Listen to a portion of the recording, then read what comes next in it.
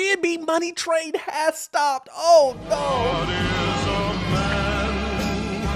Come on. How do we know this, guys? Because YouTubers are now quitting Airbnb. What? Guys, listen, I told you this was gonna happen. I knew this was gonna happen. The writing was all on the wall. The red flags, the videos that I've been telling you guys. And all of these Airbnb guys literally thought that, hey, we're gonna make it through this. We are going to make it through this. And we're now here. My name is Orlando. Welcome to the channel, guys. And make sure you hit that like and subscribe button. It really does help out the channel. Make sure you check in the description and in the pinned comment. I have a newsletter that will give you tremendous value. Make sure you join. How can you not join? It's free. You can't beat that. But guys, let's go into this. We have a YouTuber. Her name is Shelby Church. She's been documenting her whole time getting into Airbnb from the beginning to the end. And she's been telling you, look, this is the way it is. I'm so excited. And now we're at the very end and she's quitting. She's saying, I've had enough of Airbnb. No, it's not clickbait. It just doesn't make sense anymore. Hey guys, look. It's not as easy as I thought it was gonna be. Look, the city is coming down on us, and I don't know what to do. Look, guys, look, it's experience. It really is. At the end of the day, the reason why I'm able to kind of see exactly what's gonna happen in Airbnb is because I have experience in real estate. And experience means a lot. Don't get it twisted, guys. Experience means a lot. So a lot of these guys that you're getting your information from, they don't have the experience. I mean, some of you guys are literally, I'm not joking, this is not being made up. You're literally getting your housing, real estate, financial information from criminals, 18-year-olds. Awkward. So awkward. And people who's never, ever done it. To me, it mind boggles me. The information people are getting from individuals who have nothing. I mean, nothing to do with the space at all, who have never been in the industry, who don't even own one property. And you guys are spending thousands of dollars with these guys. It just, hey, but listen, before I get too far into it, let's jump straight into this, guys. Let's see what happens. You saw the title right. I'm quitting Airbnb. No, it's not clickbait. It just doesn't make sense anymore. So today I'll get into why I'm quitting, what the last straw was for me, and what I'm planning on doing with this house now. As you guys know, hosting on Airbnb wasn't as profitable as I expected, but it was a generally good experience. But something changed recently, and it is the nail on the coffin for Airbnbs in California. It's a new bill that's introducing an additional 15% tax anytime you go to book an Airbnb in California. It's called SB 584, and they're rushing to get this into effect. So this explains why she is quitting, why she decided to get out of Airbnb. And it's not a surprise. Ladies and gentlemen, I hate to say I told you so.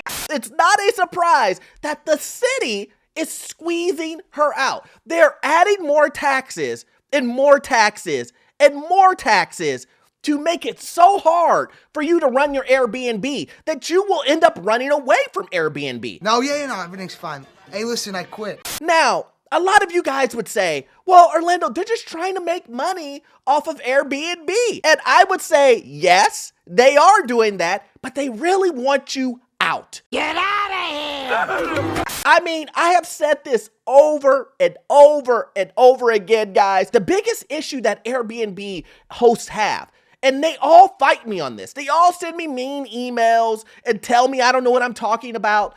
They don't do that now.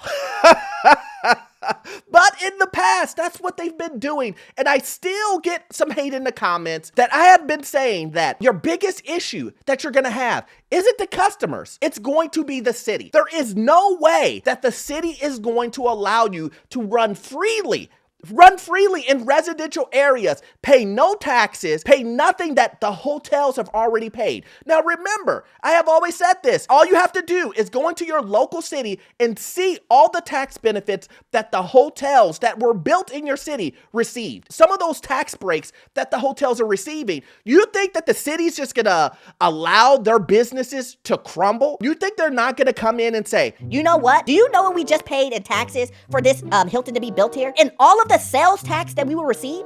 Do you know? We're not giving that up. and I've been telling hosts over and over and over, been yelling it, telling it, look guys, you guys think you have it good, but wait until the shoe drops and the cities come in and say, we're not playing that game. And then you have the other side, which is the customers, and they're done. They're done getting charged higher.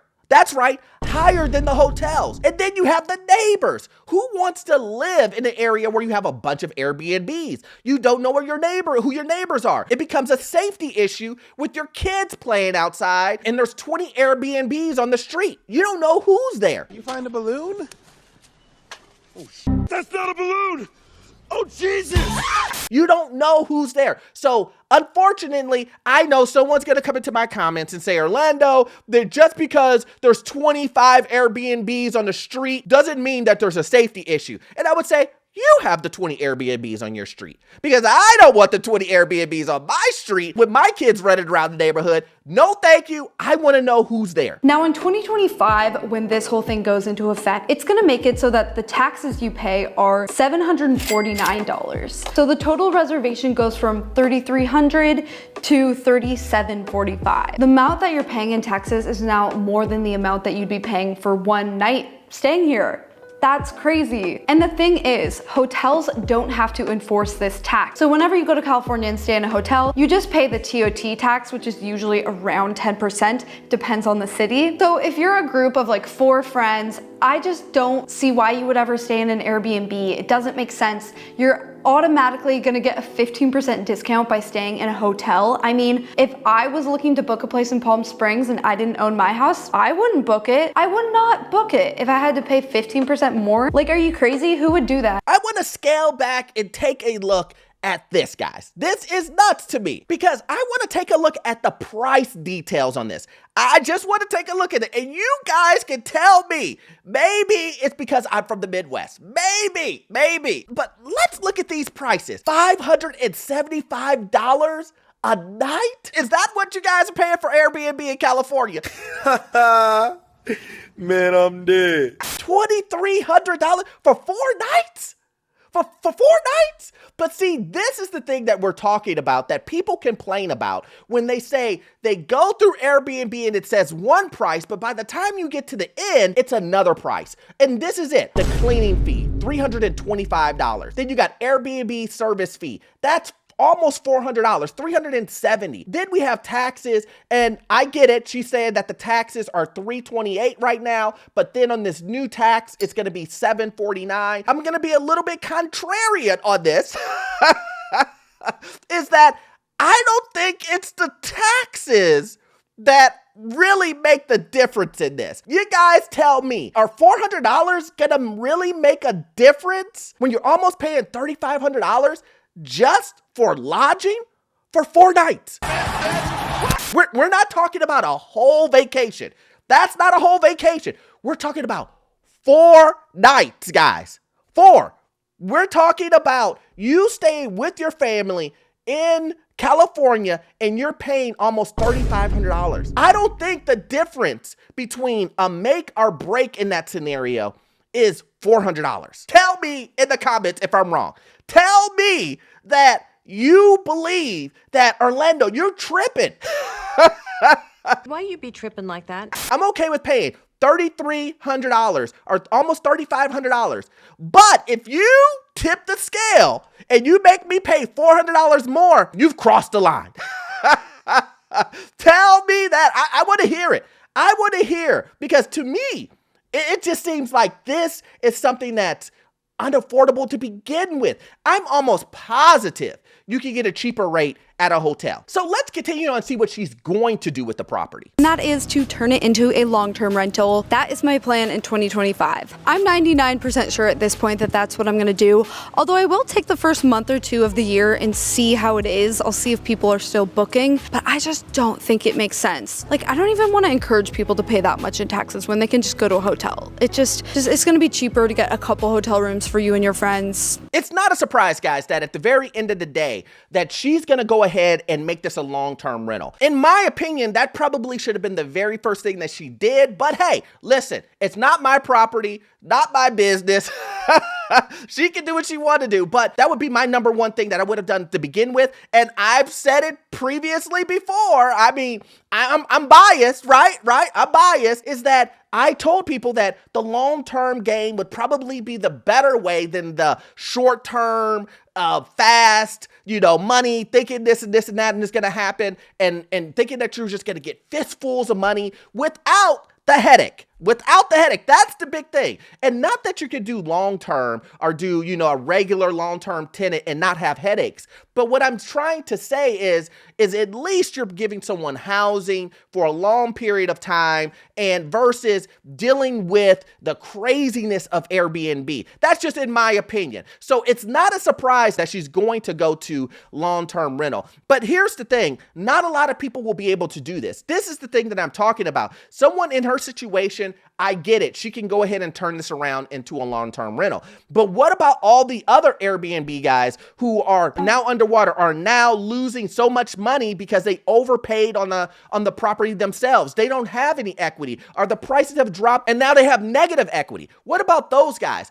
Those guys are going to be turning the property back over to the market. And I believe that maybe not like a flood, like a tsunami of Airbnbs, but there will be a lot of deals that come along the way that you will be able to take advantage of because of people who overpaid at Airbnb and they believe that they could still do $600 a night forever and become rich off of 1, 2, 3, 4, 5, 10 Airbnbs. This is America.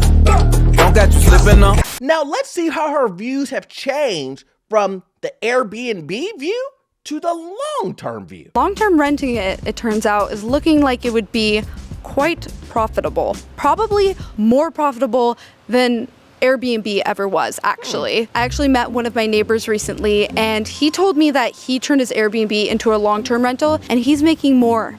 He's making more because you don't have to pay all the expenses. You don't have to pay for the utilities. Simply Safe, YouTube TV, the insane electric bill, the gas bill. Instead, the tenant pays for what they want and what they use. And the mortgage for my house right now, it's $3,200 a month. And Redfin and Zillow think I could rent this long term for $6,200 a month. $6,200 a month?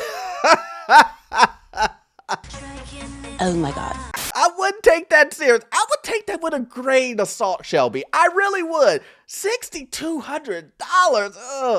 Oh man, that's rich. That's rich. But hey, look, I'm not in California. Maybe $6,200 in rent is normal. Maybe about $7,000, $8,000 is the norm in California. Maybe that is the case. But I mean, that seems really rich. I mean, I don't know. That's your market. You can, I get it. But it seems like she's really stuck into the ground on now she can make more money with a long-term rental. And I've said this over and over and over again. If you have consistency with long-term rentals, and obviously you don't have to pay all the expenses that you would have to pay for Airbnb, and not only that, but someone staying there, you're giving housing to someone who's gonna stay there for a long term, a year lease at least, right? And versus someone who's gonna be coming in and out, the wear and tear on the property. Obviously, those things are going to, hurt your property. And this once again, guys, is a scenario where it's experience. I have the experience where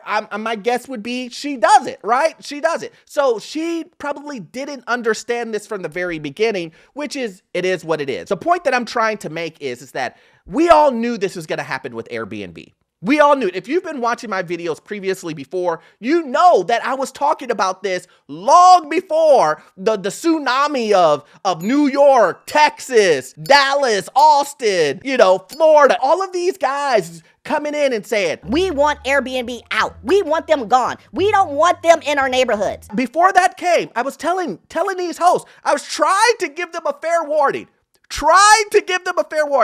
The cities don't like you. They will do anything to get you out of there. And not only that, but your customers aren't as loyal as you think. And the neighbors in the neighborhood don't want you there either. So hopefully, I'm pretty sure Shelby will be fine. She'll make it work regardless of the fact. But this should be a sign, guys, that the tide is turning. When you see YouTubers coming on here saying, Airbnb isn't working anymore, I'm out of here, that should be another red flag to you that the money train of Airbnb is over. So as always, guys, I hope you got value out of this content, guys, but you won't get all of your information off this one video. I need you to watch this video here, guys. Yes, this video here. It'll help you learn about the housing market, financial news, get into your first rental property, guys. And as always, the information you get from that video will be gold. See you in the next one. Thanks.